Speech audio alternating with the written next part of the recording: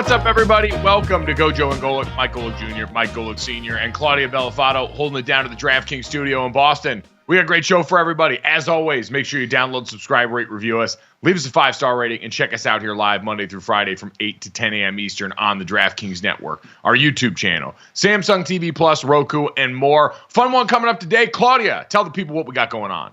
Well, we have more hockey to talk about, which I'm excited about, and we'll break that down. But first, on to the offseason. Tom Haberstroh from Yahoo will join us in hour 2 to break it all down. If Dak leaves Dallas, where could Prescott play in 2025? And taken to school, PFF's Trevor Sikkema discusses college football prospects. But like I said, we have more hockey. Yesterday, we talked about the fact that maybe the NHL Stanley Cup playoffs is just going to be a copy and paste of the NBA Finals, but we were wrong because Connor McDavid has arrived. The Stanley Cup Finals will go back to Edmonton for Game 6. A 5-3 Oilers win last night in Game 5 on just 23 shots, so we'll get to Sergei Bobrovsky in a second. McDavid became the first player to post 2 straight 4-point performances in the Cup Final, each while facing elimination. 2 goals on just 2 shots. His team now 4-0 this postseason facing elimination. And I don't know. I did not think they would be able to put back-to-back games like that. Now I'm looking at this price plus 275 to win the series. And I don't think it's a crazy sprinkle. You're chasing the number. But again, we thought this was going to be a copy and paste of NBA Finals, and it's not, Senior. It is. What a fun game to watch. Listen, and I love their slogan, drag them back to Alberta. I think that's fantastic. Slogans, as we've learned, though, this postseason, dangerous business. They are. Bring your ass sounded real fun in Minnesota until it was really not fun. But you got to try something, you know, and they got them going back. They're on the long plane flight going back for Game 6. It's the 4th team to be down 3-0 and take it back to Game 6 now.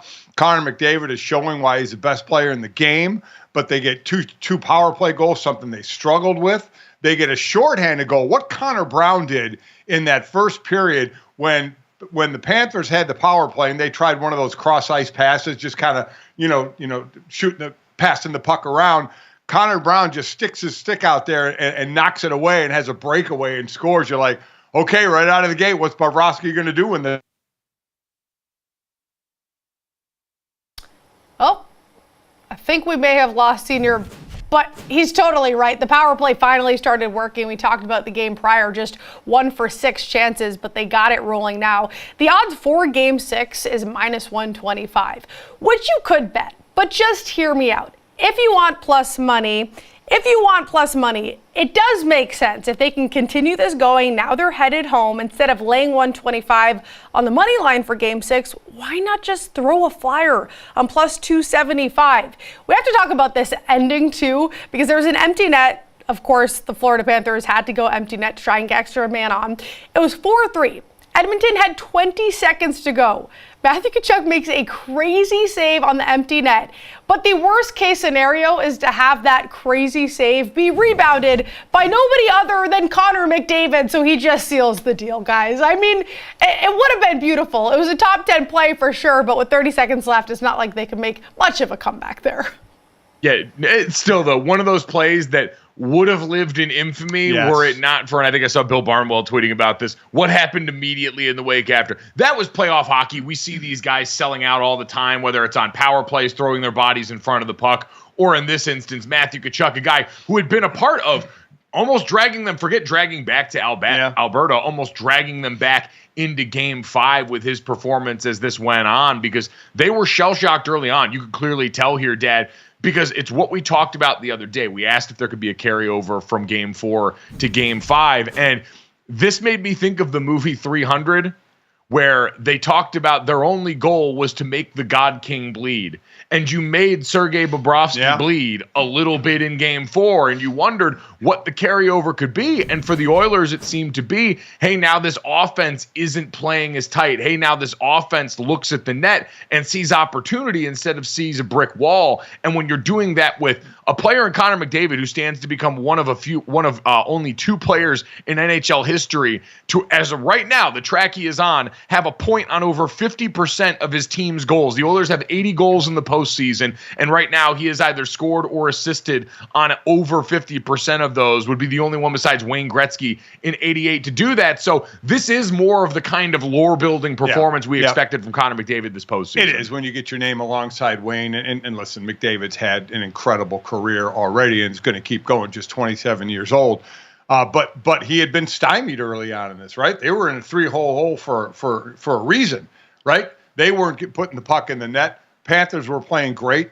Were playing excellent defense. Bobrovsky was playing well. And then the bottom has kind of fallen out now, giving up 8 goals. Bobrovsky didn't give all of those. He got pulled in that game. But then giving up 5 here, including the empty netter, which will be one of the great, in the Tkachuk play. Watching that in slow motion is about as cool as can be. Watching him skating and diving, and I mean, if you haven't seen it, it is one of the coolest highlights until it's not. It's one of those that if the Panthers do go on and win this series, I think you got to include in like the, SI used to do the cover magazine, the special commemorative edition magazine for teams that won championships.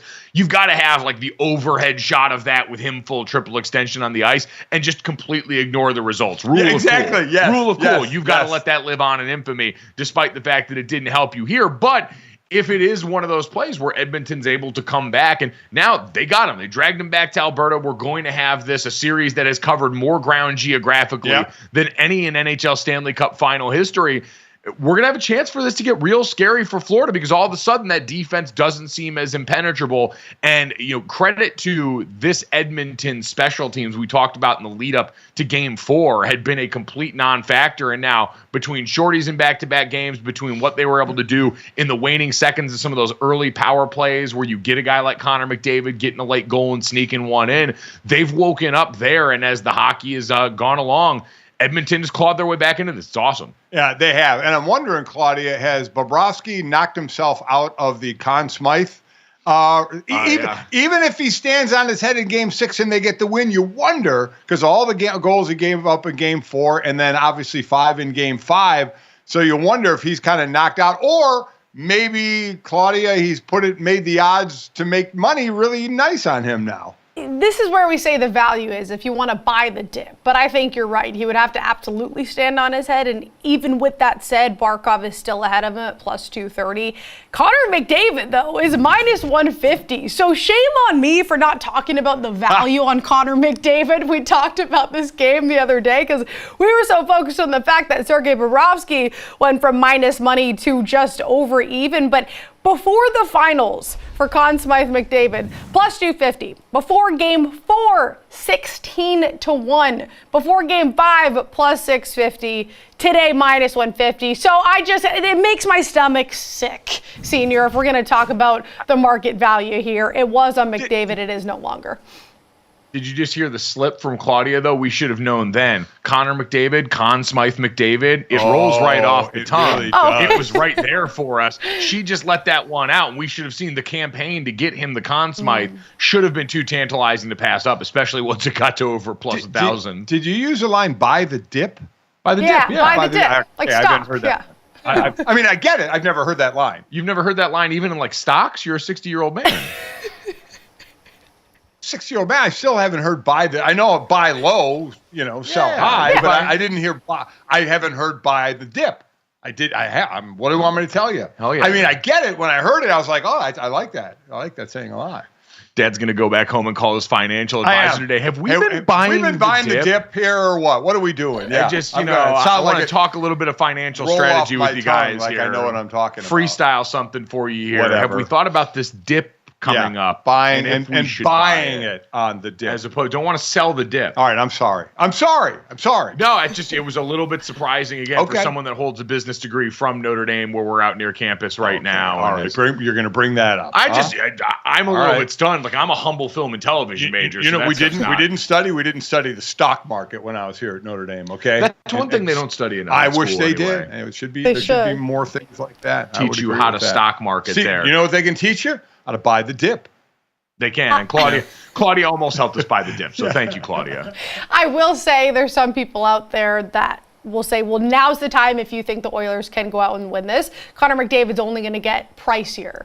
Which I still, Right. I don't think minus 150 is enough for me. I'd rather just live bet this game. Oilers try and get them at plus money. If anything, if they fall behind early, you think they do pull it out, grab them at plus money, because we know if they get to a game 7, it's likely because of Connor McDavid. So now is the time to buy the dip on either Barkov or Bobrovsky, and I'm glad I taught you something, Senior, because you teach me a lot. So this is a nice day. It is. You are teaching me that, and I'm trying to. Who would you buy the dip on? Barkov or Bobrovsky? I would say probably Bobrovsky. I would think so as well. Just because you've got so much more of a chance in hockey to impact the game in that way. He can still have a monster game in Game 6. The bottom line is they would win the cup if he did. They win. Obviously, they win the game. It's over, and if he plays well, so I'd probably lean that way as well. The bottom line is our dear friend and one of the longtime fixtures on the Dan Le Batard show with Stu Gotts, Greg Cody, has become a central character in this series. Yeah, he has. Now. Heard him referenced by PK Subban and the rest of the guys in the broadcast last night in terms of his article on Connor McDavid, calling him McOverrated. I mean, seriously. It's now taken on such a life far outside of what we ever could have expected. I'm happy for Greg and for print news that print media is still having this kind of impact and resonating in this way. But if this does go all the way, I have to imagine we're getting to the point now where Greg Cody might actually get shouted out in a negative way at what would be one of the more unlikely Oilers championship parades in pro sports history. Does he have to write another article? Does he have to backtrack? Does he have to do a mea culpa? Underrated? Yeah. Is that his? He's got to do something. If I were Greg, I would pull the full Stu Gotts and just go the other direction and get the Mick Underrated article out of the way now. Right, yeah. Just go in and pretend like the other one didn't happen, pretend like you're on the other side of history, and then see if anybody actually pays attention. Short attention spans in 2024. Not going to get a lot of people that linger on that one. Maybe you've got. It seems like your only option right now if you're Greg Cody. Yeah, he's got to do something though, right? Well, he's already got the attention. How do you now? One thing you want to do is how do you keep the attention? That is the right? I mean, make sure that you get people over and subscribing to the Greg Cody Show, starring Greg Cody, and downloading his podcast seems like the way to go. So either way, it's hilarious watching him now get mentioned alongside other players in the game as forces that have impacted what's gone on as Edmonton manages to force a Game 6 in the Stanley Cup Final. So we called out the script writers yesterday. They managed to respond. We will see what they've got in store for us now that we've broken contain on what we thought was the only story we were going to get to tell about championship level sports this week. Coming up in a little bit, we're going to get to the dumbest thing my dad did yesterday. And a question that I have for everyone about decorum in public. We had to treat, me and my mom, this grown 61-year-old man like a toddler yesterday out in public. And I want to hear from everyone else what their thoughts are on this, because to me, it was terrifying we even had to have this conversation. I'm in the right. There's just no way. Okay. And we'll get to that. All right. But unfortunately, we have some very sad news that I think is also a celebration of an incredible life and an incredible career. Shockwaves sent through the world of sports. And it seems like we've said that a lot lately with some of the names that have unfortunately passed recently. When you think about, Bill Walton and Jerry West and these guys that had passed recently. Willie Mays yesterday passed away at the age of 93, the San Francisco Giants legend and one of the titans in the game of baseball.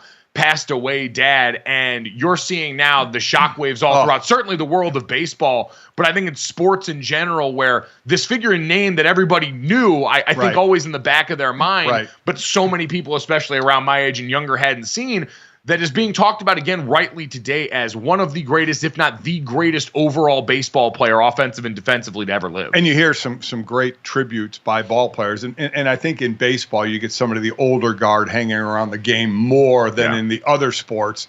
And you get some unbelievable stories. This is one of those situations. First, he was 93 years old.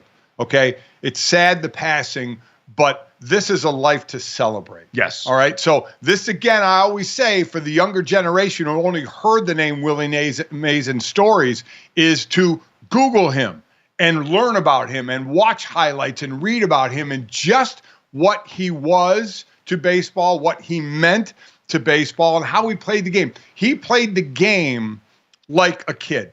He had a ball out on the field. He loved it. He played in the Negro Leagues when he was in high school. Yep. And he would play on the weekends, and the principal threatened to suspend him in the high school because he was playing football for them, and he wanted to continue to play football in high school.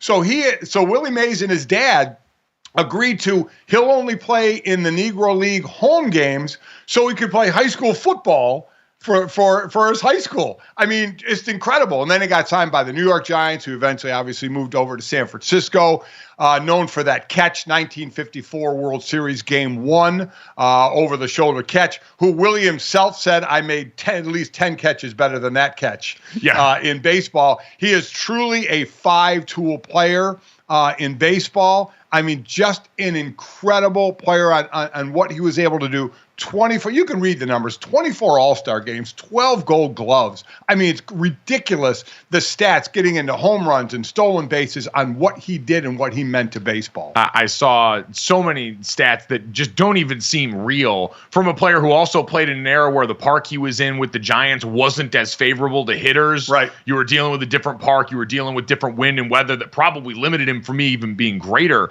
But having over 600 home runs, having 12 Gold Gloves, and I saw this from Trill Withers on Twitter yesterday. From the age of 30 on, he was an all-star in 13 seasons, won 8 Gold Gloves, hit 381 home runs, and had an OPS of 916, all after the age of 30. You mentioned starting when he was 20 and playing a baseball career that spanned over 20 years in that time, as what most people, I think Ken Griffey Jr. said, the godfather of center fielders, like almost inarguably the greatest defensive center fielder to ever live now. And I know yesterday he was from and born in Westfield, Alabama. Right. And there was the moment Tuesday night at the minor league game between the Montgomery Biscuits and the Birmingham Barons at Rickwood Field there, very near where he grew up, where they made the announcement over the PA, where he was honored there at a place so near and dear to his home. And now, Dad, like you've always pointed out, with a lot of these unfortunately recent and tragic losses in the world of sports of some of the icons here, this today does provide such an opportunity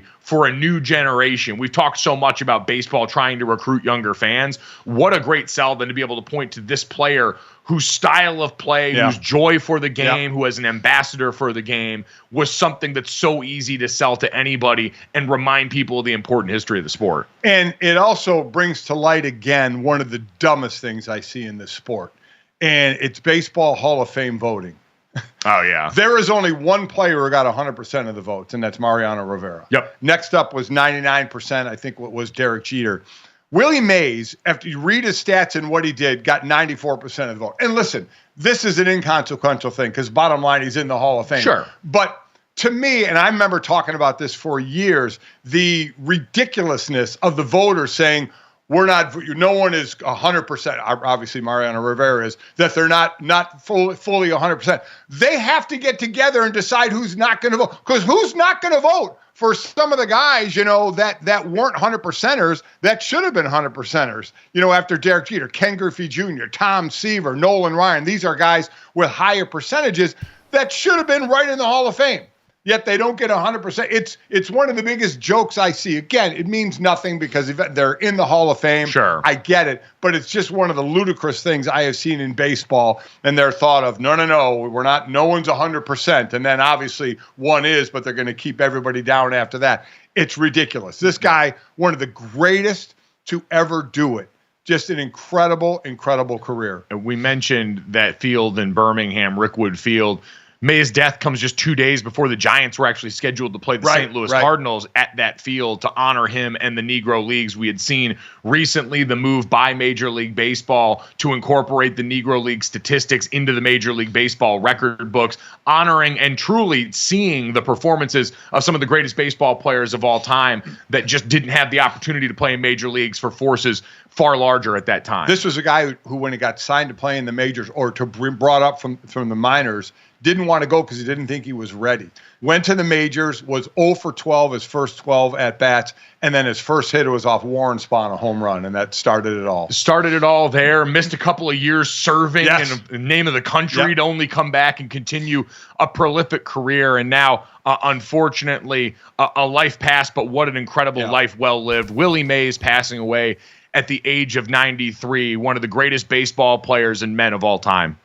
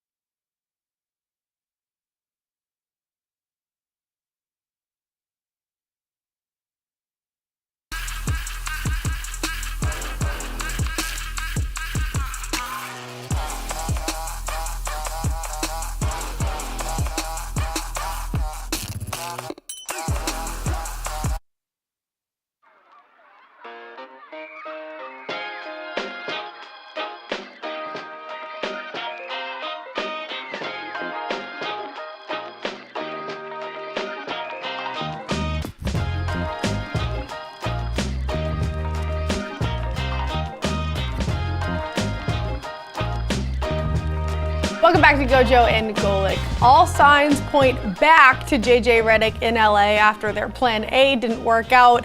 Now, this is just rumors, okay? There's unconfirmed reports yesterday that say the job is JJ. Shams Charania from The Athletic went on McAfee and said that no official deal is in place. But JJ's broadcast partner, Mike Breen, may have spilled the beans, and his poor soul, he definitely didn't mean to do this, but in a Dan Patrick interview on Tuesday, he said this when asked about if JJ Redick was still on ESPN's payroll. Is JJ Redick still on the payroll at ESPN? Well, we're trying to confirm that right now. So I answer your question, I say no. Like I said, I've become like, those coaches that have coaching trees. I'm the broadcaster who now has coaching trees. Did he know what he just got himself into, though, with this whole thing, Senior? Dude, I think so. Mike Breen, it's been kind of fascinating. I don't know if enough people have talked about or noticed this during the course of the NBA postseason and especially the NBA Finals. Mike Breen's funny now. Like Mike Breen for so long in the old booth that he was in with Mark Jackson and Jeff Van Gundy had to kind of be the straight man because Mark and Jeff were the ones always going off on these incredible side quests, and Jeff would complain about something going on now, and Mark Jackson would ask people if I have this dance and all that stuff. And Mike Breen had to just kind of sit there and yell bang and be the straight man in the middle. And now as he's the elder statesman, and JJ Redick and Doris Burke have joined him, who did a great job. I've always loved Doris. JJ's always been a great addition to the booth. But you've seen Mike sort of spread his wings a little bit more. And so now I think getting these appearances, he's let the funny fly. He's the most consistent guy out there right now on that team, right? And he talks about the tree, lest anybody forget, Mark Jackson, Jeff Van Gundy, who they just broke that team up for whatever reason they thought. Because they were afraid of one of them taking a job in the NBA. Yeah. How'd that work out? And then also they bring in Doris Burke and Doc Rivers, who again leaves, and now JJ Redick, who is probably going to leave. So yeah, if you, it's kind of like if you coach with Sean McVay, you're going to get a head coaching job somewhere. Yes. Go be everybody trying who wants to be a coach. Get on the broadcast with Mike Breen. You're eventually going to be a coach somewhere. It's Sean McVay, Mike Breen, and now it seems like Mike McDonald defensively in the NBA. If you want to get a big time coaching job, just coach under him. But listen, this is, I think, the sort of obvious conceit that we're all operating under at this point, and I think the reason that Mike's probably so comfortable joking about that is because it seemed like a foregone conclusion, especially after the Danny Hurley flirtation came and went pretty quickly and pretty abruptly, to now look at the situation and see it all points to JJ Redick. But then we started hearing about other coaches who were being interviewed in Cleveland and might thought the Cleveland job was better. So all of a sudden it was like what everybody thought, oh my God, the Lakers job is available. Who wouldn't want that? Well, Dan Hurley didn't want that, and maybe some others they were interviewing didn't want that because they thought they had better situations. And that, by the way, they'd be right in saying they have better situations somewhere else. So if you're JJ Redick and never have been a coach before, it's like the first time coordinator. Sometimes you don't get that choice; you get what's left. And it's weird to say that a Lakers job, I know there's other jobs available, but it's like that isn't the job everybody is clamoring for at this point. Well, and you saw Jay Williams mention that yesterday when he was on ESPN, saying when you look at a team like the Boston Celtics, where they're at, the health of their young core, the trajectory of this roster versus the Lakers that are at a major crossroads in terms of their future and their present, and those two timelines really not being connected at all. It's a difficult task, and it's why I think more people, like you said, assume that it's going to be a first-time new head coach like JJ Redick who takes on that challenge there. So it's one of those things that now, and for anyone who forgets the timeline and the lead-up, remember we heard the reports from Shams and Woj that JJ Redick and the Lakers brass, Jeannie Buss and Rob Pelinka, had met briefly at the draft combine for about 90 minutes there, and then had his first formal interview, I believe, last week, a longer extended sit-down between the two sides. And so now after that, everything's laid out, and it's just going to, I think, be a matter of the contractual semantics around this. Here's a first-time head coach. I wanted to do a training camp, go in there, run them. I'm going to run you guys. We're doing gassers. Something tells me JJ Redick, Claudia, does not seem like the type of old-school grinder that you want here. Tom Thibodeau, maybe. JJ Redick, I doubt. Can I ask this question because you guys both played, professionally and senior specifically? I don't know if you coached when GoJo was younger or what have you, but how big do you think that jump really is going from a player, especially like JJ Redick, who is so clearly a student, an expert of the game, the way that he talks about it? How big really is that jump, you think, going from player to coach? Oh, it's a monster jump. I mean, because you're not just dealing with the X's and O's of basketball, which a lot of people know. There's one thing to know them, though, and there's another thing to put them into practical application. But then there's dealing with professional athletes. If you coach I coach the kids in grade school. So what? In high school, somebody else coached them. And even in college, the coach is the dominant person in college in every sport.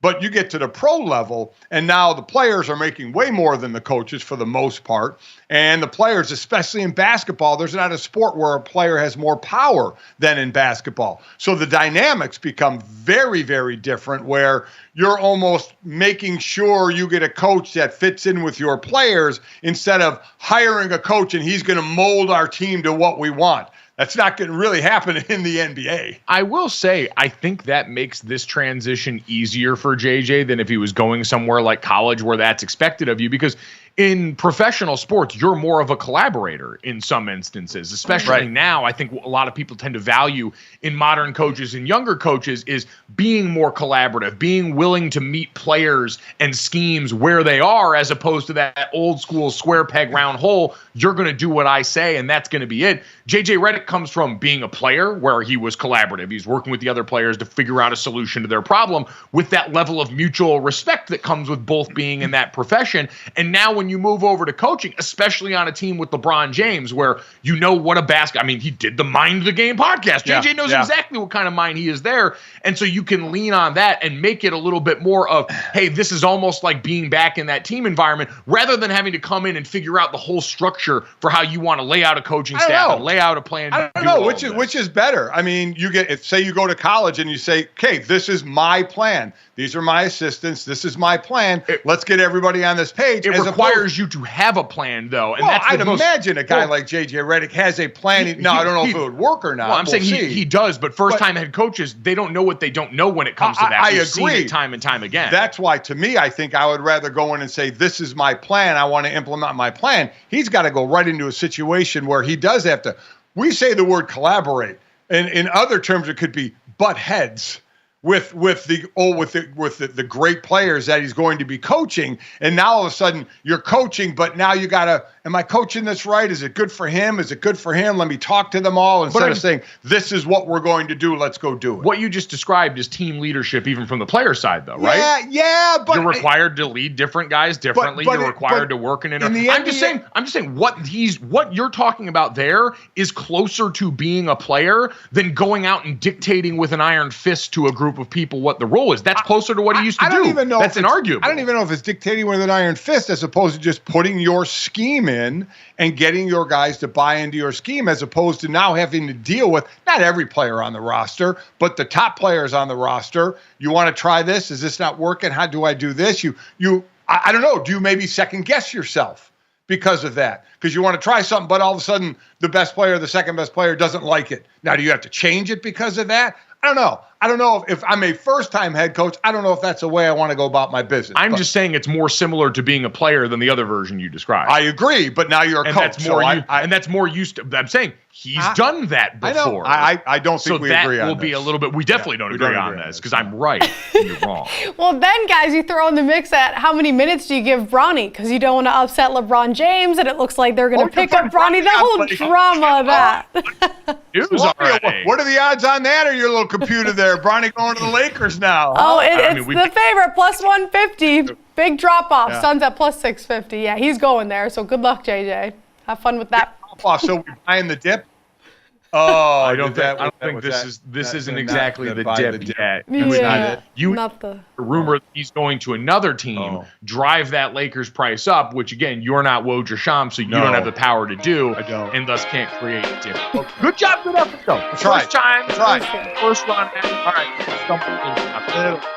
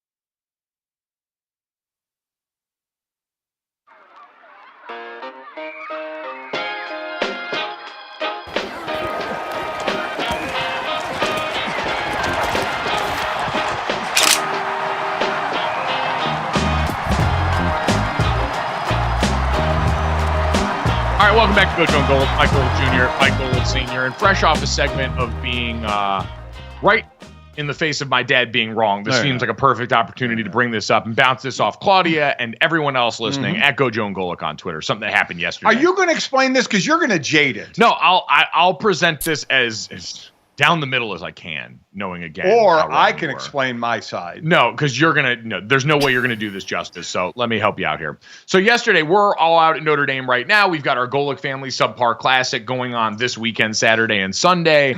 And I'm in town with my mom and dad. And there's been a lot of construction around Notre Dame lately. And one of the new buildings they finished is the Racklin Murphy Art Museum on campus. It's right by the edge of campus. Beautiful. You guys live close by, so we walked over there. Yep. We wanted to check it out, get a little bit of culture. We didn't walk. We went in the golf cart. We went in the golf cart. So we got over there and walked into the museum. We're there a little bit before close. So it's basically just the three of us in there. It's very, very quiet. And we're walking around and enjoying it. And we get over to one exhibit. It was like, Western European art. A lot of it's very religious based, seeing as it's Notre Dame. And there are a mix of paintings, statues, and statues that are like underneath a glass case or behind a certain area. Right. And we look over at one point. We're all going around and admiring this and checking it out. And me and my mom look over at one point and see my dad reaching out to touch one of the statues in the art exhibit. Just reaching out and grabbing the thing here. I didn't grab it. I touched it. You touched it. I did.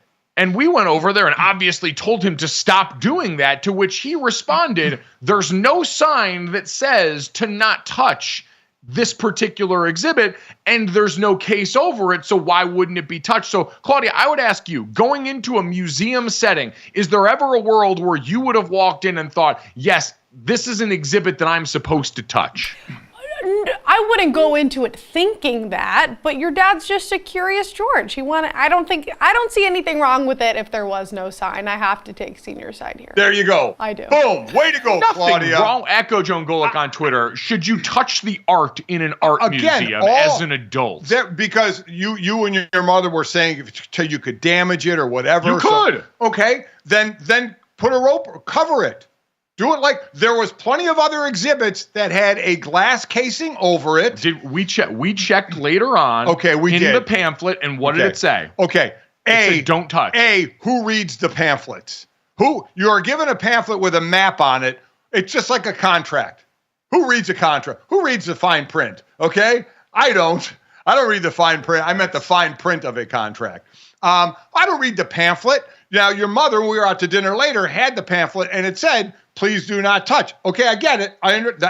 Because that's the assumption going into an art museum. Well, we never assume, do we? Some art is meant to be touched. It's part of the stylistic choices. Now Mike is going to say this isn't a children's museum. What was the art statue? that's meant to be touched? There's art out there for sure.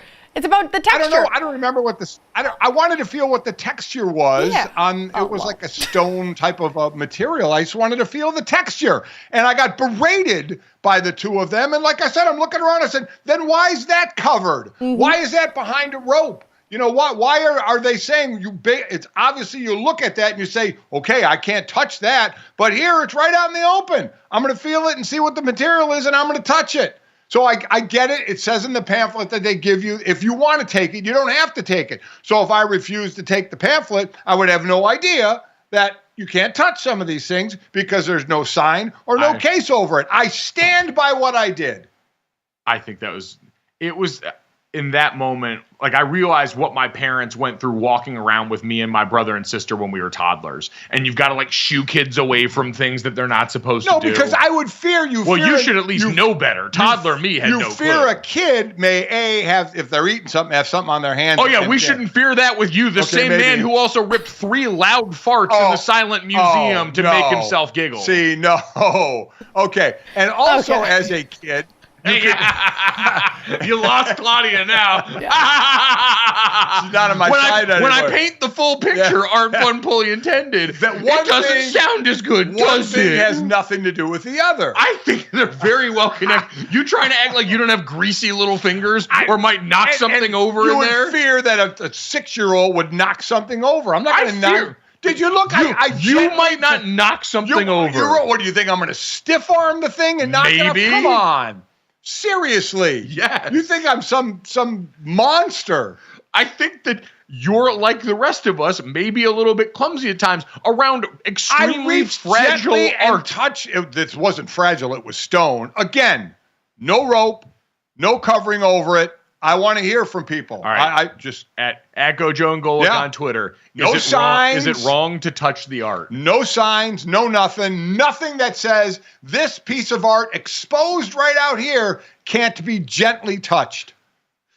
Claudia, could you save us? Can we talk about the NBA now? I was going to say, Senior, next time, if you're feeling frisky and you want to touch it, you break it, Jason Tatum will buy it for you because he's going to have the money to do so. He's likely to sign a Supermax. The Celtics actually went straight on a plane to hit Miami, so they're out partying while, the executives have to get straight to business because that is what you do once the NBA Finals are over. Teams allowed to start negotiating contract extensions with their free agents. And according to multiple reports, the Celtics expected to offer Tatum $315 million. Remember, last summer, Jaylen Brown set the NBA record, signing the $300 million max extension. So now it's Tatum's turn. You can see them if you're watching us or on NBA on Twitter. Tatum walking onto the plane and saying yet another cringy thing, talking about him being the champ and all that. But respect to him, he does deserve the money. This is a lot of money, though, the Celtics are dishing out, and Derek White is going to have to get paid, too. He has just one more season before becoming an unrestricted free agent. So they got the deal done in terms of winning the championship with this core. So the question is, how much longer can this core remain? Right. Well, the two top guys have been paid. You mentioned Derek White. On July 6th, he can sign a 4-year, $126 million extension, or he can play the year out and bet on himself, and he can get up to $200 million, which if that were to happen, then you got the Celtics paying a lot of money for a few players. So, can you keep this band together? Can I quickly ask a question to you, Claudia? If everybody, obviously Boston fans, love Boston, love the city of Boston, great city of Boston, why did the team go to Miami to party? Come on. Well, all right, okay, but hey, still, they partied in Boston. I was told, my friend who works at one of the clubs, I don't know why she works there, but my friend that works at one of the clubs said they were there till like 6 a.m. So they were out and about, and then they went straight on a plane to Miami. Think about it. They probably haven't done anything but touch a basketball for the last however many. Does that mean there's not enough places to party in Boston? I mean, relative to Miami, yes. The same reason that players pop into Vegas on the way back when they went out in the West Coast. Right. There are certain designated party cities. Okay, if I don't want to party, go to Boston. And I'll tell you, I just went to Miami. Boston is not Miami. I will tell you that. So no, that is. And there's no palm trees here, so. I played in Miami and never went to Miami. Yeah, I figured you were in a little bit different station in life. Yeah, you kids were in the way of me going out and partying on South Beach. Yeah, that definitely seems like a thing you would have ever done. Break out the Speedo, you know what I'm talking about? No one wears Speedos out at Live.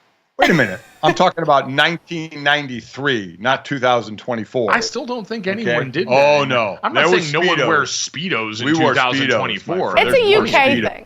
Yeah, I mean, people in the UK. Yeah, I could say that's profoundly European. Right. So, whatever. Yeah, I don't see any issue with the Celtics going and jet setting down to Miami. That seems like what you do when you're young, rich, and have a championship trophy. Okay. Is you go to one of the premier parks. And I said, they partied in Boston, and I'm sure they'll party again in Boston. Sure they will. But there's levels to this. And the level that Miami and Las Vegas and a few other select cities sit on, a little bit different. All right. Okay. Just trying to take shots at Boston for no reason. Well, all I got to say is you won it, you're in the city, and you leave the city to party. I mean, they're going for a few days because the parade's on Friday, so then they're going to party all weekend in Boston. So no shortage of partying in Boston. Seems like they're forced to party in Boston because they have to be there for a parade. I mean, how quickly are they going to want to leave the parade to go to another destination and party outside of Boston? Probably pretty quickly. Yeah. But correct. That's showbiz, baby. Coming up next, speaking of showbiz, we'll look ahead at an announcement from the NFL. You want some hard knocks? We're going to give you even more than you could ever possibly consume. Like a whole division's worth. Next on GoJo Golic.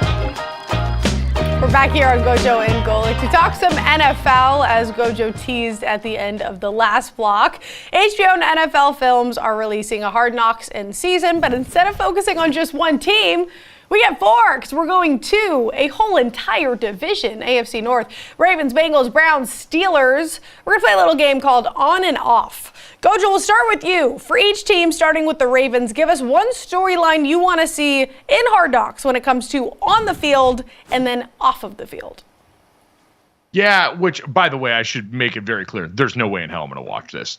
During the season, it's too busy. There's just no chance in hell. I enjoy the Hard Knocks franchise. I'm going to watch I'm a one Hard Knocks man. Agreed. Haven't watched any of the Giants off-season. There's three now, right? Yeah, we've got the off-season one, we've got the preseason one, and we've got the in-season I would watch the in-season one. In order, I would watch. Okay. Listen, I'm only going to watch one, too. But if I had to watch them all, it would be the Hard Knocks training camp, Hard Knocks in season, like we're going to talk about now, and then the preseason. I mean the OTAs. I couldn't even fathom turning that on. It's just one of those things. It's how the year is structured. There's too much going on during the season, full of actual football, for me to want that kind of behind the scenes look. Even if it's a whole division, and even if it's one of the best divisions in the NFL, one of the inherently most interesting divisions, they picked right. And I'm sure if they're continuing to doing this, people have to watch it because they've done the in-season Hard Knocks before. Yeah. These aren't the first teams to do it, but it's the first time we've had a whole division. So in terms of on and off, because that's the whole rub of Hard Knocks, right? You're getting this behind-the-scenes look at players and coaches and the lives of people in these, in addition to the stuff on the field. So if we start with the Ravens and do on-off here, on the field, I think the most interesting thing for this team is objectively what's going to happen with the defense. Zach Orr takes over, Mike McDonald, and a host of other members of this defensive coaching staff have gone on to other jobs. You've also lost some personnel, though a lot of your key personnel, Roquan Smith, Justin Madubuike, Kyle Hamilton, all still remain in place. But how much does the play calling and the teaching of Mike McDonald, something that I think we've heard so much about from people dissecting and analyzing this Ravens defense from last year, how does that departure affect what was the most dominant group in the NFL? Yeah, it's always interesting to see, again, even if you have a lot of the same pieces, how does a new guy call, just like offense, how do you call the plays, how do you call the defense, how do you use your chess pieces? For me, on the field, it's Derrick Henry. How he gets incorporated into already a great rushing team, right? Largely because of Lamar Jackson, but now you got a hammer, who sometimes where the ball is going, or at least there's the option to, which could really put the defense on their heels a little more. So on the field, I'm going to see just what King Henry's going to bring to that offense. Yeah, I think that's one that's interesting for a lot more Ravens fans coming off the playoff loss, where all of a sudden you abandon the run game that had been so great. Maybe it creates a little bit more fealty to that. Off the field, I'm always interested as someone who struggled to gain weight and had to make that a big part of my life. Lamar Jackson's been on the yo-yo diet the last couple of years. Got big last season, now lost a bunch of weight this offseason. And so I'll be curious if they're able to get out of him what the thought process was in that, what went into losing that kind of weight after gaining all that weight, and just how he's gone about that as a skinnier guy. See, I will second that. And the way I look at it is he's been in the league a while now, and he's played at a couple of different weights. I kind of defer to a guy who's a two-time MVP as to what weight. And I don't mean that against what you're saying. I'm just saying, with the yo-yo of it's been, I would defer to him on how he feels or what weight he needs to feel he needs to be at to play at his best. Yeah. Because, again, people remember, he's not getting hurt running the ball. When he's gotten injured, it's been in the pocket. So saying, oh, no, we lost weight, he's going to be susceptible to getting hit when he runs. Well, yeah, he has been already for a number of years, and he has not gotten hurt when he has run the ball. No, certainly not there. So the Ravens have that to look forward to. The Browns on the field, for me, and I know a lot of people it's going to center around the quarterback. For me, it's life after Bill Callahan, their offensive line coach that was a part of setting the foundation for a group that's been the sell when they went out and brought Deshaun Watson in. Part of it was we believe that we can protect him in such a way behind this great group with guys like Joel Bitonio, Wyatt Teller, Jedrick Wills, and Jack Conklin. But Bill Callahan's one of the true molders around the league, and that group got banged up last year, Dad. Jedrick Wills, Jack Conklin, and DeJuan Jones, one of their rookies from last year, ended up playing significant snaps, all finished the season with knee injuries, and now we're going into a year where they've lost one of those great developers. So I don't think it's going to be something that happens right away because these are vets, but I will be very curious over time and over the course of the season, is this something that starts to add up because of just the quality of the coach they lost? I'm, wondering how the new wide receivers fit in. Njoku had a big year. Now, again, it was with 4 different quarterbacks. Amari Cooper's really been that only wide receiver. Now they bring in Jerry Jeudy. So for me on the field is, can that guy who had such promise coming out of college, didn't go well in Denver for him, can he resurrect that in Cleveland, now paired with an Amari Cooper and David Njoku? Coopy. So now that 3-headed monster, what can Jerry Jeudy bring to the table? Well, and I think that's really more of the question, because it's about what all of these people involved can do for Deshaun Watson and creating the environment there. And I guess that's the thing with the offensive line is Deshaun Watson wasn't great when it was great, when the group around him was this Super Bowl caliber roster. Now that there's been a little bit of attrition, a little bit of injury, and some changes there, can all of those things help resurrect the version of Deshaun Watson that this team desperately needs if that investment is going to be at all worth it, what they paid, which right now it seems like there's going to be no way to recruit that there. Off the field, it is still for me Deshaun Watson. Yep, this continues to be one of the most polarizing players in the NFL for all the reasons that we already know. So that one seems pretty easy. Can move on from there. The Pittsburgh Steelers, Dad, on the field, I'd say George Pickens and this wide receiver room are the thing that I'm most interested in. Deontay Johnson now down in Carolina with the Panthers trying to help out Bryce Young. Pickens pairs very well with the skill sets of the quarterbacks the Steelers brought over, both guys in Justin Fields and in Russell Wilson that are great downfield outside the numbers, where Pickens has been a sideline acrobatic artist early in his young career. But now with the rest of that group, can they come together and actually be able to force the ball down the field in this offense? I understand that. I would also go again with Russell Wilson. Can he recapture anything that he had in Seattle? What will his teammates think about him? We hear stories from Seattle that followed to Denver. Now he's in Pittsburgh.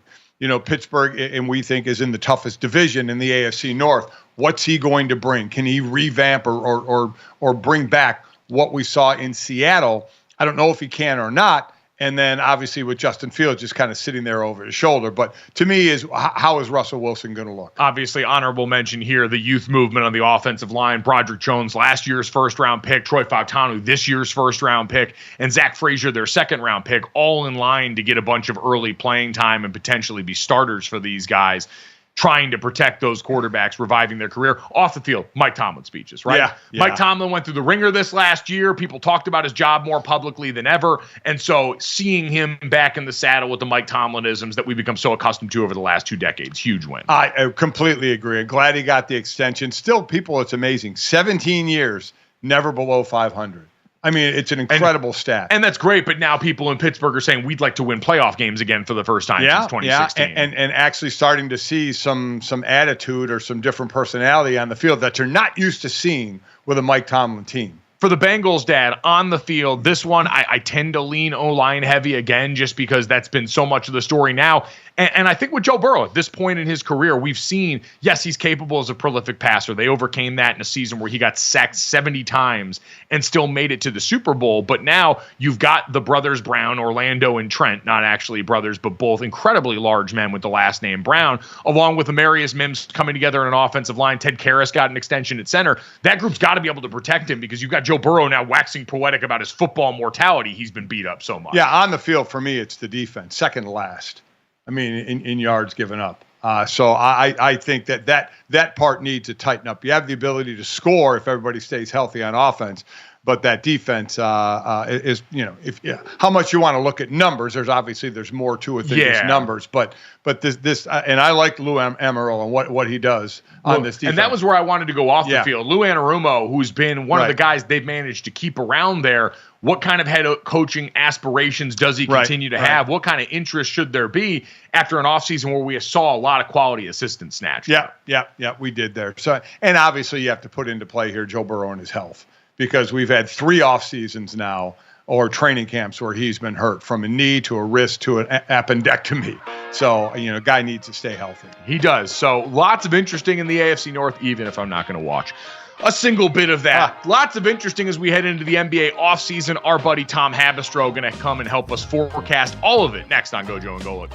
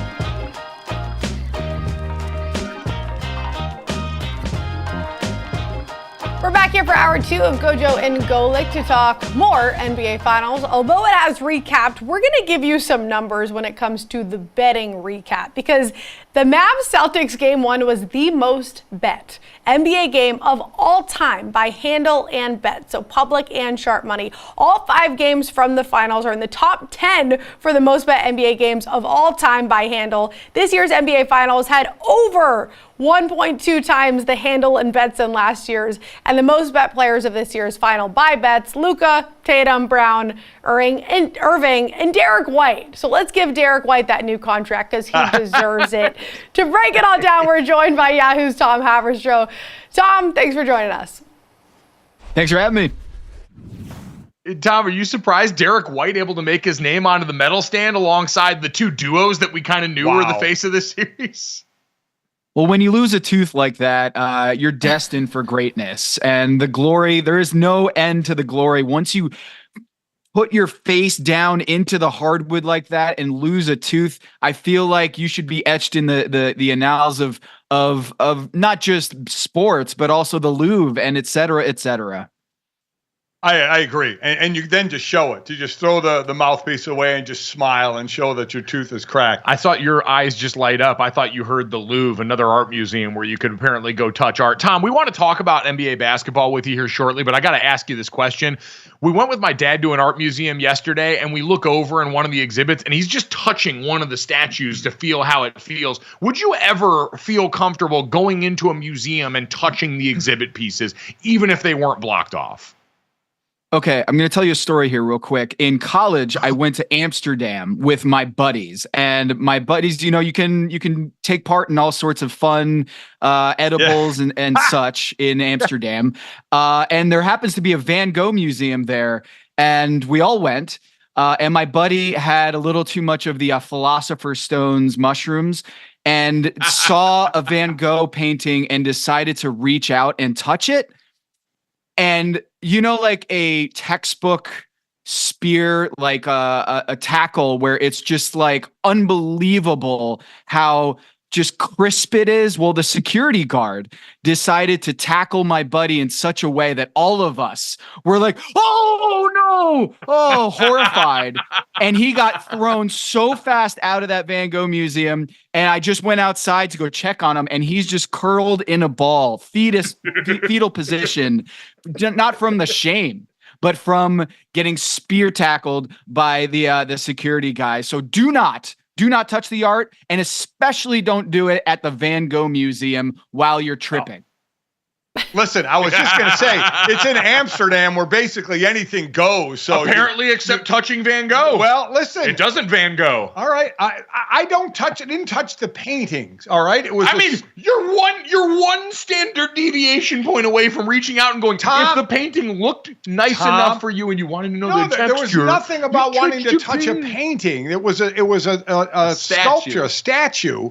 And Tom, in this museum, other things have ropes around them or they're covered, like where don't touch it. Told you, you'll get speared. This thing does not. And by the way, your mother put out the question, and I am not. She says, "Is it okay to touch any art displayed in an art museum?" I didn't touch any art. I wouldn't touch the things that are covered. I wouldn't take the cover off and touch it. It was a piece that wasn't covered. There was no sign that said "do not touch." I wanted to feel the texture.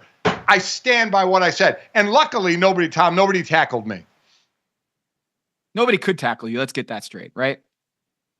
That is my true. knees out. I would say you're also here at Notre Dame. I mean, everyone kind of knows you around here, so they're not going to assault you on campus. Let that old man do what he's going to do. He'll leave soon. Yeah, but we'll bring you to the Van Gogh Museum, and we'll see how bold you are there. Not touching a picture. I won't touch a picture. We'll find you something else. In the meantime, why don't we go back away from this and talk a little bit about the NBA playoffs? Tom, we mentioned the Derek White notes and some of the betting numbers from the finals, but big picture overall, coming off of what was a dominant run by this Boston Celtics team through the postseason and through the finals with the gentleman's sweep here. What were some of your big takeaways from what we saw? Well, I think it's Joe Mazzulla sticking to their rubric, their blueprint in not doubling Luka all the time and deciding to go straight up with Jaylen Brown as guarding Luka, and then switching to take away the 3-point shot by the Dallas Mavericks and locking away the corner three. Look, The math was mathing in this series. You look at what I learned, I think maybe in kindergarten, or was it high school? I can't remember. 3 is more than 2. The Celtics, with Joe Mazzulla's blessing, had the most 3-point heavy assault by any NBA champion, but they did it defensively too. Defensively, the switching strategy to switch on those pick and rolls is exclusively to limit those 3-point shots. So they're not getting good 3-point looks, and they're forcing the Dallas Mavericks to figure out another way to attack. The Minnesota Timberwolves were doubling Luka Doncic, getting the ball out of his hands. And Joe Mazzulla was like, nah, we're going to stick to what we do best.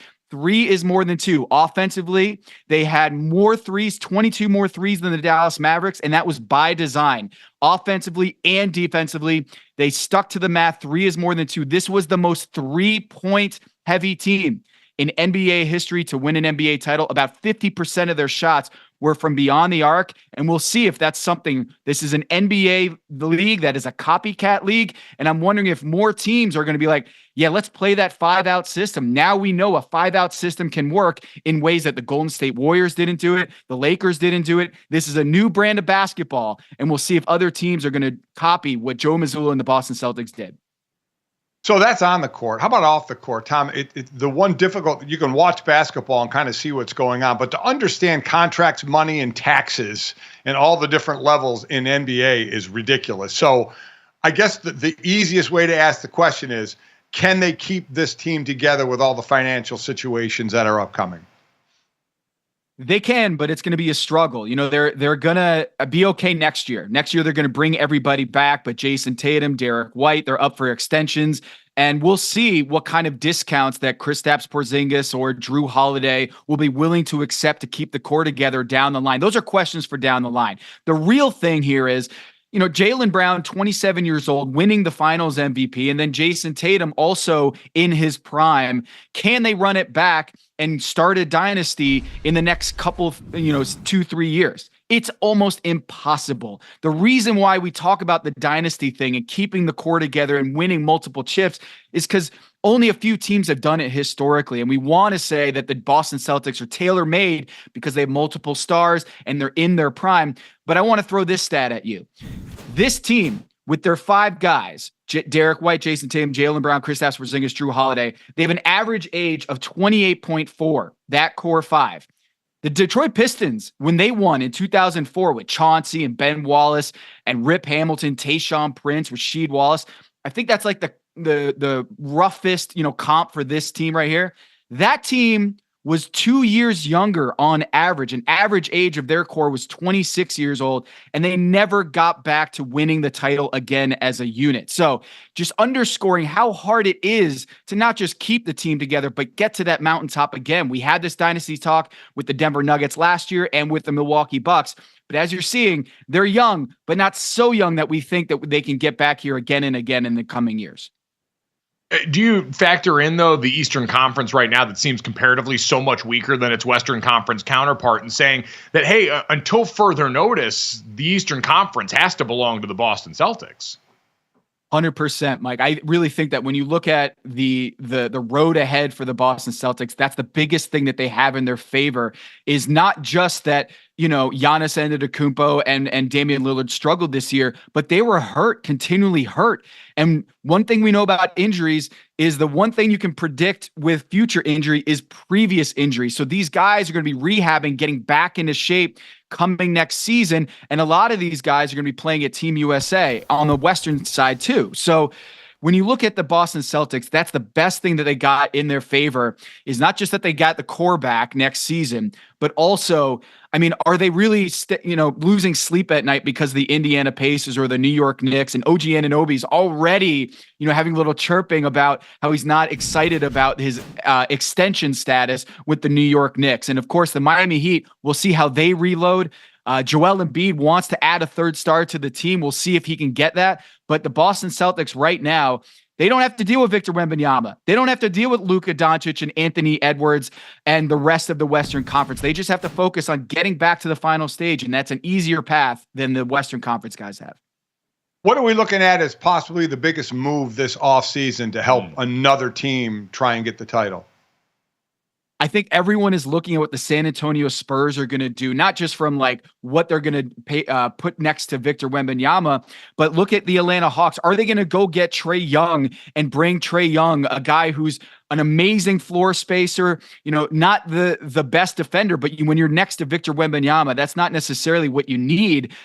You need a guy who can get him the ball, and Trae Young is that. But then it creates a sort of a domino effect with the way that other teams are going to reload. Do the Atlanta Hawks want to reload and try to trade that first round pick to build around DeJounte Murray? And does that mean that Paul George is going to come to the Eastern Conference to load up next to Joel Embiid? There's going to be a lot of question marks there, but I would say Oklahoma City is my favorite going into next year. They're super young, and I do think they realize they need one extra piece, whether it's Isaiah Hartenstein or someone else to come in as a center and be that kind of rebounder that they need and playmaker to help relieve some of the stress that Shai Gilgeous-Alexander has. So if OKC runs it back next year, I feel like they are the favorites going into the title run, considering how well they were and how young they were. And the piece is that they have a war chest of draft picks to flaunt to a team that has, trying to unload some of that salary. So OKC, I'm looking at San Antonio,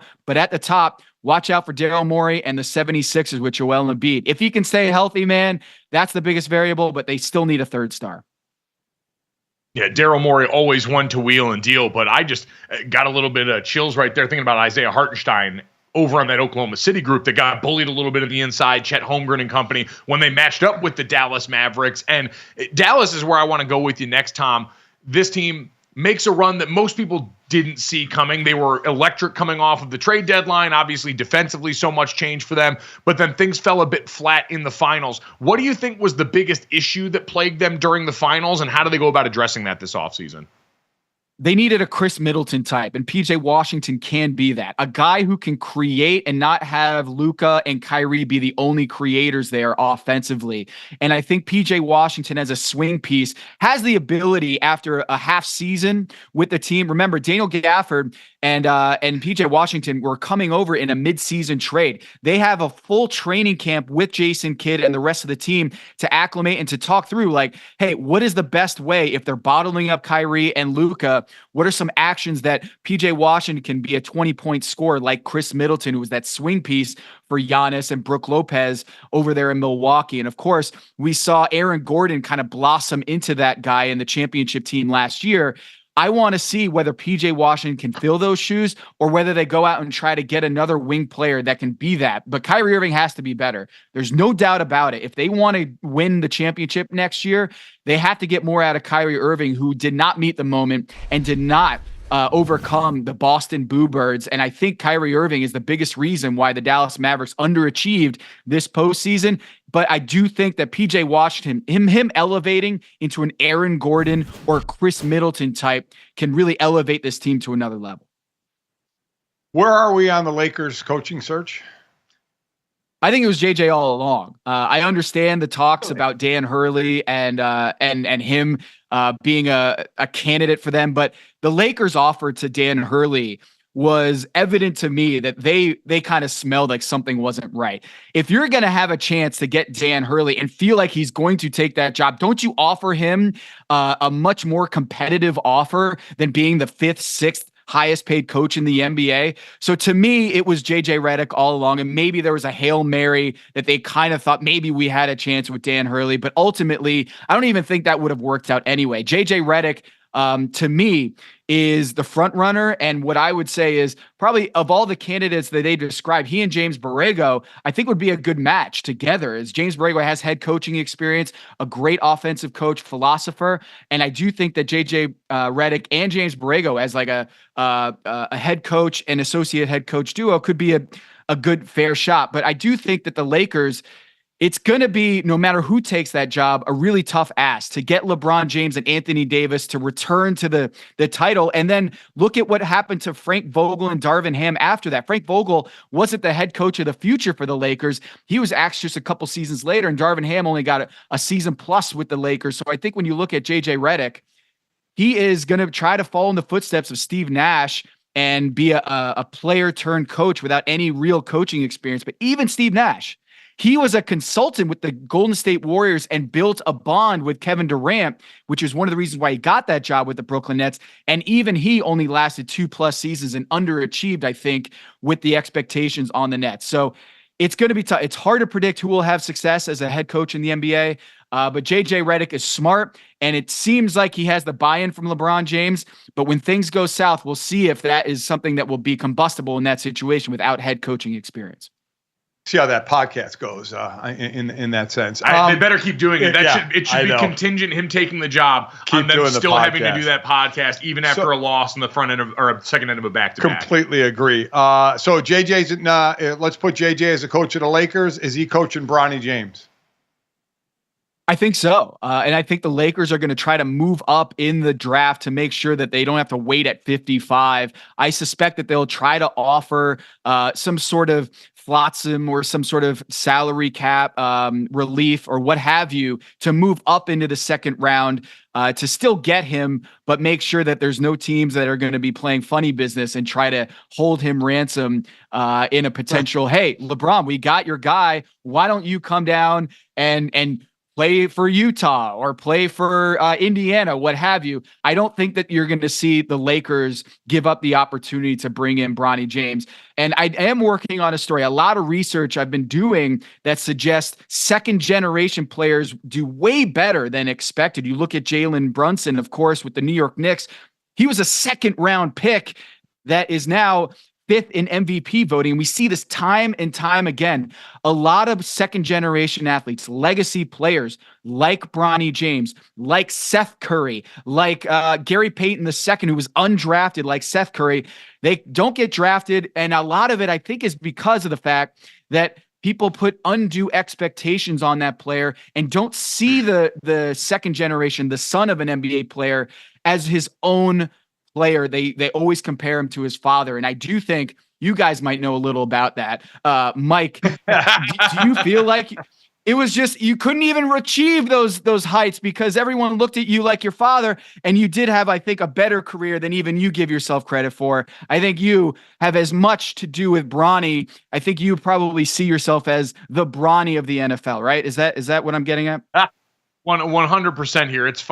It's fine time that someone talked about the plight of Nepo baby ballers out there in the world of sports. I can't think of a better shepherd for this cause than our buddy Tom Haberstroh to finally tell my story and the stories of so many out here instead of The Athletic just running that piece on broadcasters and nepotism that they usually do about once a quarter. So I am very much looking forward to that, Tom, because I do. It's an interesting thing. We've talked about Bronny and LeBron a lot on this show of the different factors at play here, both the pressure, but you mentioned not being considered as their own player, but also just the structural background they've got in the sport and the understanding when they walk in, even as a later draft pick, even as an undrafted guy, of how to navigate spaces that most other people wouldn't have that same experience in because they didn't grow up around it. They didn't have somebody's brain to pick the entire way. They have that navigation capability, but then it's like, okay, what do you do on the court now? What do you do on the field or on the ice?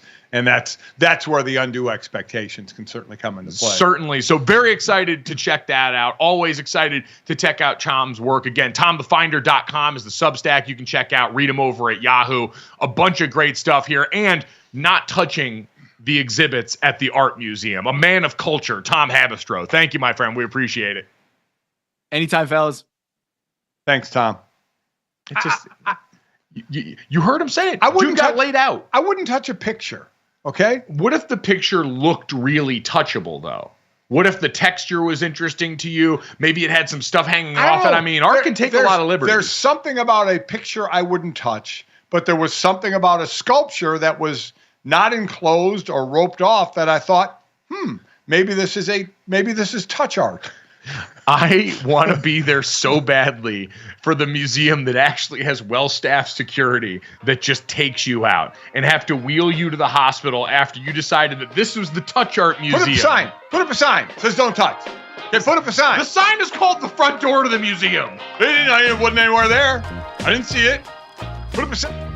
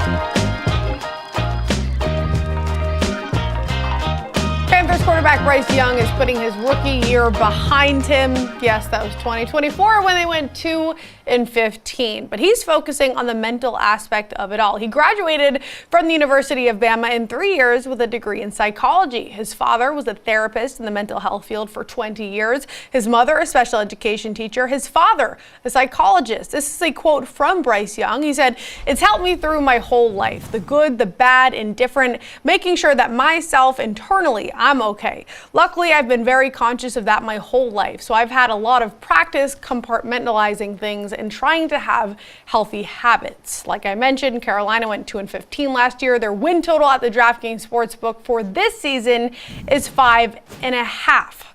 So, GoJo, how likely is a 4-win improvement in 2024? I think a win improvement of that level is pretty unlikely. That being said, Dad, this team should be better considering all the areas that plagued them last year. Because looking at Bryce Young, he was a guy I was higher on coming out of college than you. The measurables certainly something that gave people pause. He was listed at like 194 at Alabama. Right. He got up over 200 in the pre-draft process and seems to have bulked up a bit this offseason when you look at some of the pictures that they've got out there. But it was that guy that was constantly running for his life for twofold reasons last year. One, no one to throw it to. When Adam Thielen is your best receiver at his age, that's usually an issue. And you could see, anecdotally, I know Mina Kimes, I saw pull some numbers from Next Gen Stats last year, did not have a lot of open receivers to throw to in that offense. And this was the biggest thing I miscalculated, the offensive line's inability to protect him. When you looked at a group that brought back all 5 starters from the year prior that seemed to be making some positive headway at the end of the 2022 season, that group, Ike Ekwonu, their left tackle and former top overall pick, really were not able to offset the lack of receiver help. And so what did they do this offseason? They go out and they sign Robert Hunt and Damian Lewis along the offensive line. They bring over Deontay Johnson from the Pittsburgh Steelers, who was really adept at getting open. And so I think all of those things combined with Bryce Young having another year, having a new head coach, and Dave Canales, who is a coordinator, helped resurrect and was a part of Geno Smith's best season in Seattle, was a part last year of Baker Mayfield's best season in Tampa Bay, a little bit of resurrection. He has a type and has been able to do this before and now has better weapons to do it. So I do think there'll be a jump in improvement. I think there'll be a jump, but not enough to go over that win total. I think they need to help him more. You look what Ryan Poles did in Chicago to help out Caleb Williams. That hasn't happened. But they were starting from a better place, I think, even before Caleb got there. Right, with Bryce Young and company here, with DJ Moore, with the offensive line picks that they had in the last couple years. But now bringing in the receivers they brought in, the running back they brought in, they in bulk helped Caleb Williams way more than they helped Justin Fields when he got there. And they're still looking, while I think they helped Bryce Young, I don't think they helped him a ton.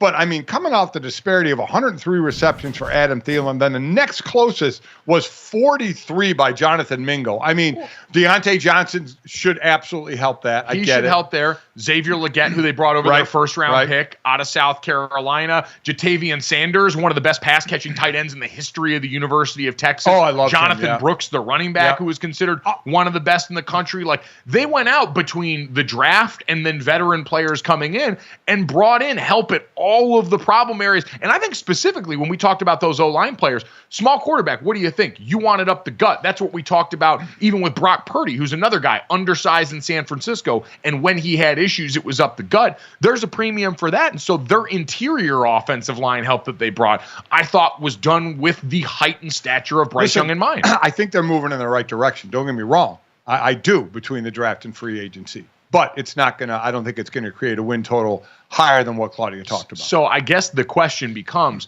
what does it need to look like? And I'm sure this is more statistically about Bryce Young than it is about the team's record for them to feel comfortable sticking with him. Because again, this is David Tepper, an owner who has routinely gone and sawed off the arm the minute it shows any signs of decaying to try and get to whatever's next and keep the body alive. He's moved on from quarterbacks. He's moved on from coaches.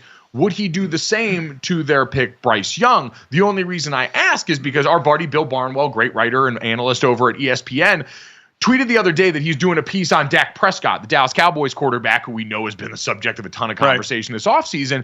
And he mentioned a couple of different teams that would be an interesting landing spot if Dak decides to play out the season, they don't get a deal done, and he hits true free agency. And he said, writing about Dak this week, the Giants, Seahawks, Jets, Steelers, Titans, Saints, and Raiders seem like obvious ones if their QB situations disappoint this year. He said the Dolphins would be in the mix if the Tua deal doesn't get done, and the Panthers would be a long shot if you don't get the improvement from Bryce Young. So what would it need to look like for you in order for the Panthers to be a name pulled out of that conversation? So first off, I think it'll get done with Tua, and I don't think it'll be the end even after this year. I think the Raiders are the best bet there. Let me first say that. Of that group of Giants, Seahawks, Jets, Steelers, Titans, and Saints, you think the Raiders in that group would be the best? Probably the Raiders, yeah. Now, as far as Bryce, it's tough to put numbers to it. What do you have, 11 touchdowns, 10 interceptions? You want to see improvement, but you want to see just the improvement of looking better. Reading defense is better. Because he looked rattled. He absolutely looked rattled. So how did you build around him? You talked about the interior line. You get a running back who's a rookie, a tight end who's a rookie. How effective can they be right away? You bring in Deontay Johnson to help at a wide receiver. So how effective can everybody else be to where they all look comfortable, to where, again, I don't know if the numbers are obviously important, but the look. We all looked in especially with young guys. There are a lot of times I forget numbers, and it is how they looked. And he did look rattled. So does he look more comfortable? Will he stand in the pocket more? Does he get chased? When he gets chased, where is he looking? His eyes downfield, or is it at the rush? So where the things he struggled with as a rookie, as you can see on tape, are they improved in his second year? Because that's where you're supposed to see a pretty good jump between rookie year and now he's got that whole off season to run the team. You're coming in as a rookie, how jagged that is. Now he is learning a whole new system this offseason to go along with it too, which is he is, but he has that, he's there that offseason. So the expectation is that you do see some improvement, and I don't see him bailing after 2 years on it. I mean, now it is Tepper. It is David Tepper, man. It is Tepper. I don't put any limits on what that man will do at the helm of this team leadership-wise, because he's got a well-worn track record. You are right on that note, but I don't see Dak ending up there. I don't. The Saints could be interesting. I still lean toward the Raiders. The Giants, I get it because they're not sold on Daniel Jones, but I don't think it'll be Carolina. The Raiders would be tough just because of the division, right? You go and willingly sign up to play in the division with Patrick Mahomes in it as you're going into the home stretch of your career. Dak Prescott, not an old player by any stretch, and we know quarterbacks can play well into their late 30s. He's got a handful of years left. He's got a handful of, I think, really quality years left. Where he's, a walking bucket like you're going to need that to combat Kansas City. Right, you can build the best teams you want. Like, with the Chargers, they have Herbert. Now, build around him. See what he can do, because you feel you have a good enough quarterback to contend in that division, but you don't have the pieces around it. And certainly with the Raiders, I don't think they're there by any stretch at the quarterback position. The Raiders, it's all about, can you keep Devontae Adams continually happy until that happens? Because if you've got him as a selling point, and if the decision to go and draft another great tight end to go along with Michael Mayer there gives a quarterback a bunch of ammo to work with, and the defense and the offensive line show improvement, then you've got to sell there potentially. Because I'm looking at the rest of those. The Giants, I think, still have a long way to go as a roster to be able to show that. And quite honestly, if things go poorly for Daniel Jones this year, I'm not sure how safe the head coaching job is for Brian Daboll. So you could be talking about a new regime there trying to recruit him. The Seahawks and Geno Smith, similar contract situation to what the Giants did with Daniel Jones in terms of giving him some money, but it's not over a long period of time. So not sure what's going to happen there with McDonald. I guess if you talked about winnable divisions, though, you may have to look at the Saints. Right, because nobody's running away with that division. 9-8 won, and they were tied with Tampa Bay at 9-8. Then you had 7-10 by Atlanta and 2 wins by Carolina. So from a winnable standpoint, that may be the place to go. Could be a very interesting one there. The Titans are another interesting one. Bill Barnwell threw that in there. Another team with a quarterback they drafted going into his second season with the potential. And that's another team. You want to talk about someone who's done right by their quarterback. It's been an interesting offseason, a hodgepodge of moves for the Tennessee Titans, but they've brought in weapons. They've drafted along the offensive line, all to try and help their young quarterback take that next step under Brian Callahan. A fascinating game of quarterback musical chairs. Coming up next, though, we'll take a look at the young quarterbacks from college that may try and supplant them next season.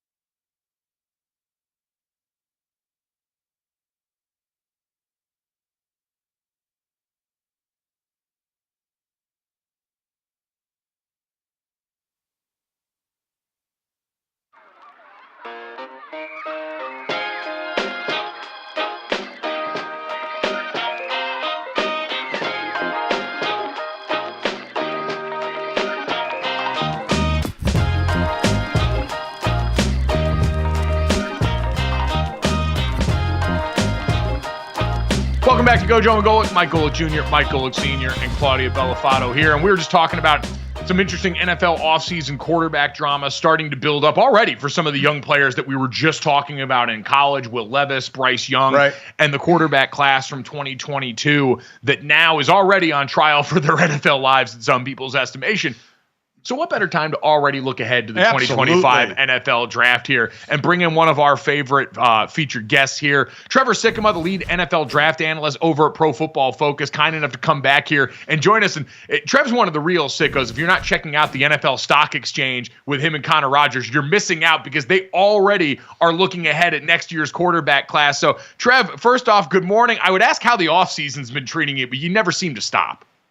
No, and there's no need to, right? I mean, when we're out here stoking the flames that are pressuring second-year quarterbacks into being out of the league immediately, I mean, just the work never stops. But no, it's good to be with you guys. I'm excited to kind of chat about this 2025 quarterback class because it's a little bit different than last year, right? It's not as many notable names to know, but I'll tell you guys, I started this process thinking, all right, maybe I'll watch like 8 to 10 of these guys for summer scouting. I watched 15, and I already have 5 more that I want to get on the list before the season starts. There's just a lot of quarterbacks to know in this class.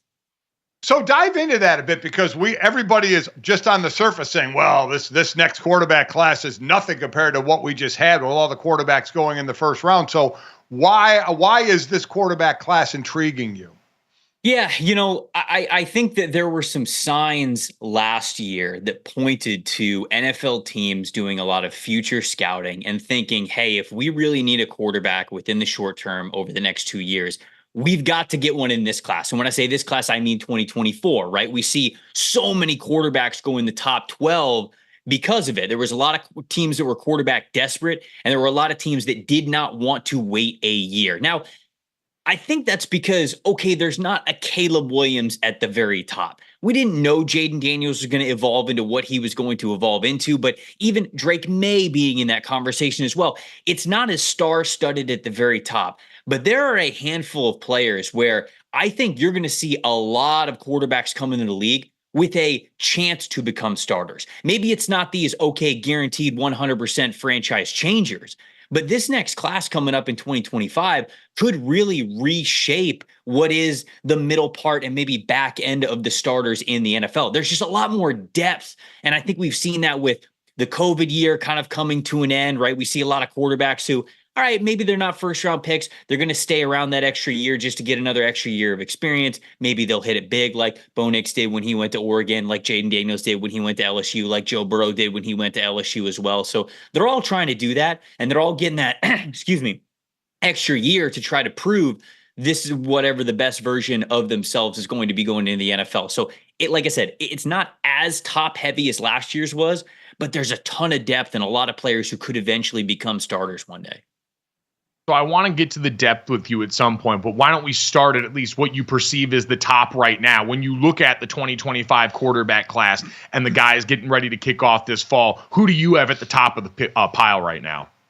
Connor Wegman, baby, Texas A&M's quarterback. And look, there are some arguments against him being the top quarterback, right? One of them is the fact that he's only started 8-9 games so far in his career. Yeah. He entered 2022 as QB3 behind Haynes King, behind Max Johnson. Both those guys get hurt later in the year. Connor Wegman, the former 5-star, former baseball player, just all around phenomenal athlete, sort of takes over. And they love what they saw. So he was the incumbent quarterback going into 2023, played in 3.5 games, looked brilliant. Elite overall grade in our book, elite PFF passing grade. Now, okay, the competition level wasn't the greatest. And if your biggest sort of piece of the pie of how you evaluate these quarterbacks, what you weigh the most is that competition against the best, you've got area to say that Connor Wegman's not that guy.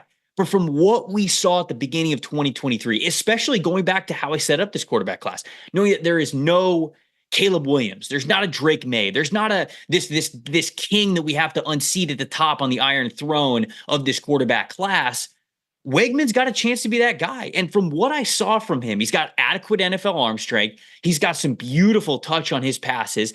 And the thing that I love the most about him, how he navigates the pocket already with only 8 starts under his belt. The feel, avoiding pressure, escaping, throwing on the run, stepping up in the pocket, just overall pocket presence was so well beyond his years. That tells me that how he processes the game between the ears is so natural, and it's something that you could build upon. So when you throw in the fact that, okay, I think he's got an adequate arm, not an elite arm, but an adequate arm for the NFL level, and I've seen some really nice ball placement from him already, I love those building blocks and the potential of what he could be as a first-round type of quarterback. Yeah, I hope he has a horrible first game against Notre Dame. So hope he doesn't show any of that in that first game. Who are some of the other? A guy that intrigued me in the offseason was why Dillon Gabriel left Oklahoma. Coming from UCF, has a good year at Oklahoma, and then darts for Oregon. So between him and Beck and Quinn Ewers, you have some of the other big names near the top. Yeah, I mean, Gabriel is somebody who, right, he's trying to follow in the Bo Nix footsteps a little bit, right? Going to Oregon, kind of reshaping his name and becoming more of an efficient player. Now, Dillon Gabriel's a little bit smaller of a quarterback, so, right, he's not going to be for everybody. We know that some GMs sort of have these thresholds with quarterbacks, but it's a new age. And I think that some general managers and some teams are more open to quarterbacks coming in different shapes and sizes as long as they can get the football exactly where it needs to go, which Dillon Gabriel has done a decent amount throughout his college career. You just got to do it more efficiently. That's what we're looking forward to seeing him do at Oregon. Carson Beck from Georgia is the one that I think is going to be the most common QB1 going into the season because he's a little bit older of a prospect, kind of had his weightest time behind Stetson Bennett as Stetson was rolling and winning those national championships for them. But, Beck started last year and you could tell he was a little hesitant, right? This is also somebody who's got the baseball background to him. He's got a really nice arm. There were flashes at the beginning of the year, but there was that hesitancy, okay? Not exactly feeling the pocket the way that he needed to. That pocket presence was still a work in progress. But as the year went on, he got more and more confident, and we saw more of the best of Carson Beck more often than we did some of those mistakes and those hesitancies. So the more confident he got, the more games he played, the better he got. It leaves room to believe that the best is yet to come for him, right? And what we see in 2024 could end up being a first-round type of quarterback because he was actually draft eligible last year. Right at the end of the process around December, we said, well, hold on here. We could throw Carson Beck into the mix of potential first rounders. I think he talked to people in the NFL circle. They probably told him, hey, you're more of a day 2 pick right now. And he said, all right, I'm going to go back and I'm going to make myself a first round pick. So I think that's kind of the outlook for him. I think 2 other quarterbacks that everybody likes to talk about is Shedeur Sanders from Colorado and Quinn Ewers from Texas. Right. These are guys who obviously have had flashes of NFL moments, but I'm still waiting to see more consistency from both of these guys. With Shedeur, certainly what he was able to do under pressure, certainly in the first half of last season, was really, really impressive. But very high sacks taken rate, and it's not just a bad offensive line at Colorado. Like, he was a reason why he was also taking a lot of those sacks. He's got to be better with how he navigates that pocket, gets the ball out of his hand, and avoids negatives. And 2 with Shedeur, I really like Shedeur kind of, 30, 35, 40 yards in from the line of scrimmage. But when you ask him to push that ball deeper down the field, especially off platform, like you got to do at the NFL level, I just don't know if he has the rare arm talent for it. Quinn Ewers, very opposite, right? We know he's got the arm talent, but he's been one of the most talented players on every field that he's ever stepped on, basically to this point in his career. Unfortunately, that's led to some fun moments, but unfortunately, it's also led to some bad habits. The repeatability of how the ball comes out of his hand just is not there. And I think it's worrisome for some NFL teams, the inconsistencies that Quinn has and still some hesitancy and doubt when he sees pressure coming a certain way and in his post-snap evaluation. So those are 2 guys that I know they're going to be high on some lists. They just were not as high on mine.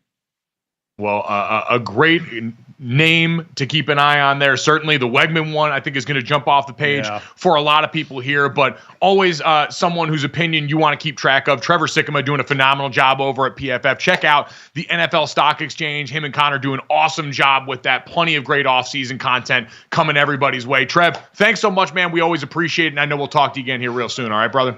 Appreciate it, guys. Anytime. See if this quarterback class... Usually how it goes, right? We stick around, we say there's no names, and then by next year we'll have 6 guys in the first round.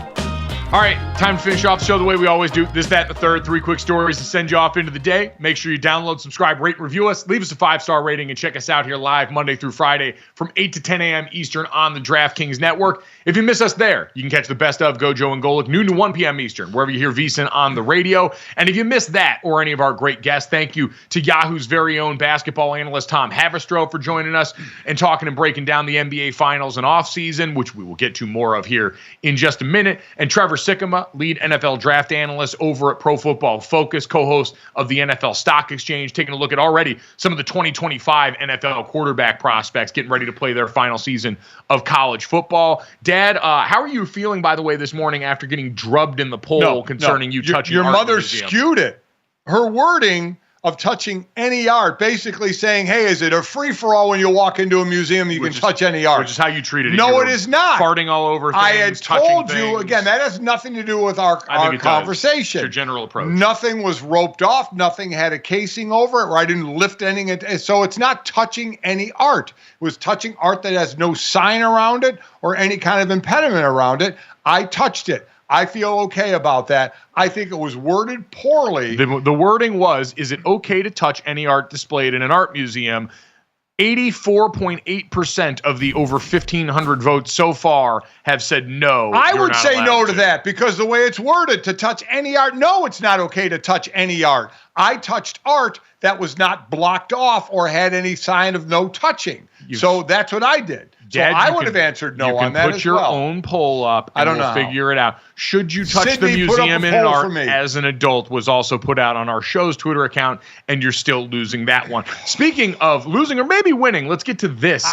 Adrian Wojnarowski been busy this morning so far with some of the offseason announcements. The ESPN NBA Insider announced that All-NBA forward Pascal Siakam intends to sign a new 4-year, $189.5 million extension to remain with the Indiana Pacers. So, Dad, they went out, bet on it at the trade deadline, bringing him over, that they could use that to recruit a guy who was heading towards free agency, and the early returns seem good. They can pair him alongside the rest of that core there and try and build a contender in the East. They're one of those teams, right, that we talk about, you know, with Philly, obviously, if Embiid is healthy, and the Knicks and Milwaukee and Indiana, who's gonna try and knock off Boston? Yep, and with Tyrese Halliburton, it seems like they've got their core there. But the big news this morning, Woj bomb, Monty Williams, one and done in Detroit with the Pistons. He now leaves after a 5-year, $65 million, leaves 5 years and $65 million plus left on his deal. The new team president, Trajan Langdon, will move to make his own coaching hire now. But, Dad, this college football-esque, someone said it was almost a full Jimbo Fisher by the Detroit Pistons. This guy was, 4 years in Phoenix, and Monty Williams, we love him, Notre Dame guy, 2 years coach of the year while he was there as well.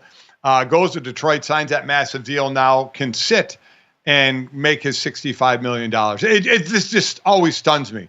Again, things we don't know. I don't know what's going on in the locker room. You don't know what the relationship is and all that. But to end it after 1 year with that much left, man, kudos to Monty Williams. Great, it's obviously a hit to the pride to get fired after 1 year. But, man, go chill and enjoy your $65 million. But he won't because he wants to coach. And remember, I say both in both instances, changes in management around there. Matt Ishbia takes over as the owner for the Suns, and the change prompted there as they want to come in and instill their own regime. And now in Detroit, it appears more of the same. I know plenty of Pistons fans were frustrated with just how inept that team looked. It was horrible. But as many people have pointed out, what are you going to do in 1 year when you lay out the kind of money that you did with Monty? You expect it to be for a longer runway, even if the early returns did not seem great. So the Detroit Pistons having to go back to the well, and Monty Williams having to go back to the bank and just collect money over and over and over again as they're interesting times up there for Detroit.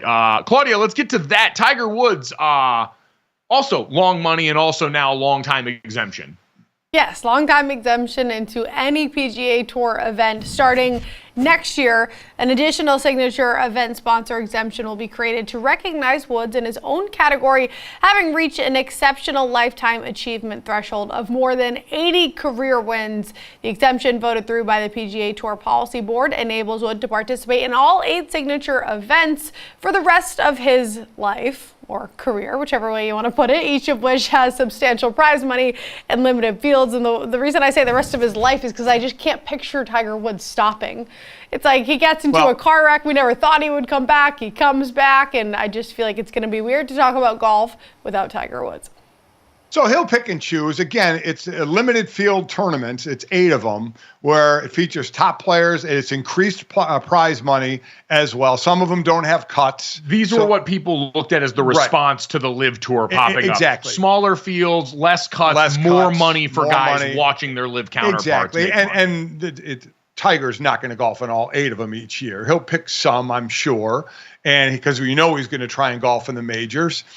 So we'll see. And that's interesting, Claudia, what you said, because he loves golf. I don't ever see him on the Champions Tour. No. Right? But what he does have is a son who seems to be a hell of a golfer. So I wonder at what point, he kind of just says, you know what, I'm going to take a step back and watch Charlie do his thing. Or is it one of those like LeBron, hey, I'm going to be on the tour and Charlie's going to be on the tour. We're going to be in the same tournaments together. You know what this seems like? Good business by everybody. Oh, yeah. Because Tiger, since he's been back in the last 3 years, has only played 9 PGA events. Right. He hasn't played a lot. But as he goes over and gets on the other side of that hill, it'd be good business for every tournament involved to say, you know what? Tiger, if you want to be here, we got you. We'll accept you in here. You don't need to worry about rules. Rules are for losers. As soon as Charlie, his son, goes pro or can go in a PGA tournament, they need to give him an exemption into a tournament that his dad's in. So they're playing in the same tournament. I think everyone involved is going to understand the assignment. We've talked a lot about Bronny and Bronny James. It'll be very interested if, like you said, all of a sudden this Tiger and his son starts to make the conversation very similar in the world of golf here. So cool moment for them there. Understandable move by everyone involved for Tiger Woods, who has been, we've talked about needle movers in the WNBA recently and all the ratings boost there. Tiger Woods has always been box office for golf in these tournaments, making good and damn sure that'll continue to remain the same. Claudia, let's get to the third. A little bit of tough news in the world of celebrity gossip in the last couple of days. Yes, Justin Timberlake got arrested in the Hamptons for DWI, allegedly driving drunk on Tuesday midnight, but technically Tuesday morning. Blue stop sign, swerved out of his lane. A cop pulled him over, and apparently sources say he was so young he didn't even recognize him. And I just immediately think of the Scottie Scheffler situation, which obviously is different. He was, an athlete, and this cop was just too young to know Justin Timberlake, who has some hits. Like recently, not recently, but I guess this cop had to have been very young, because I'm about to be 28 and I very much know Justin Timberlake. So I don't know how young this cop was. But he told arresting officers, I had just one martini. I followed my friends home. People at the bar said that's not true. He was hammered and then he was drinking other people's drinks when they were going to the bathroom. He said, she said, either way, he could be in jail for up to a year at the Suffolk County Jail if he is convicted of the DWI. So that is crazy news for Justin Timberlake. If you read the report, it seemed to be more than alcohol in his system. That too. As well. Go ahead and read that report. And supposedly, the Timberlake allegedly told an officer at the scene, this is going to ruin the tour. And the police officer who had his body cam on responded, what tour? It's one of those things, if the body cam footage does get released, that line is really going to sing. It really a guy is. young enough to not care. You're right, coming off of what happened with Scottie Scheffler, which you want to talk about apples to oranges. Complete opposite. Scottie Scheffler totally has been vindicated by pretty much every piece of evidence that's come out since that initial instant went on, versus Justin Timberlake, who is so objectively in the wrong here. Drinking while driving is never okay in any circumstance, but especially when you're that intergalactically rich. The idea that you would ever think about getting behind the wheel of a car while intoxicated for anyone is nonsensical, but for someone of that stature to do it and then to have this punctuated, and that body cam footage is going to make its way out. The folks at TMZ work harder than almost anybody. We're going to have that and a pretty embarrassing moment. And a great reminder, be safe. Always make sure you got a driver out there. And always download, subscribe, rate, review this podcast, and leave it a 5-star rating. Thanks so much. We'll talk to you guys tomorrow.